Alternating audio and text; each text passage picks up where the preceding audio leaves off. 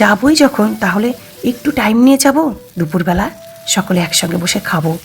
সেই মতো আমি আজকে ঘরে ছোটো মাছ চচ্চড়িই করতাম, মোরালা মাছের চচ্চড়ি।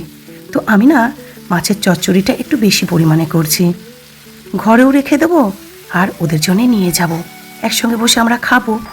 আর ওরাও ঘরে ঘরে যা রান্না করবে একটুখানি বেশি পরিমাণে একটা পদ রান্না করবে, এইভাবেই প্ল্যানটা হলো। কিন্তু এত কিছুর মধ্যে মাথাই নেই গো যে আমবাবুচি চলছে, আমরা কোনোভাবেই গাছ আনতে পারবো না। আর গাছ ছেঁড়া তোলা তো দূরের কথা, মাটিও খুঁড়তে নেই। অতটা যদিও বা মানতে পারি না, কিন্তু গাছ ছেঁড়া, গাছ তোলা বা এই সময় গাছ লাগানো কোনোটাই উচিত নয়। তাই গাছ তো আনা হলো না, কিন্তু জমিয়ে না দুপুরে খাওয়া দাওয়া হলো, সাথে অনেক অনেক আনন্দ হলো।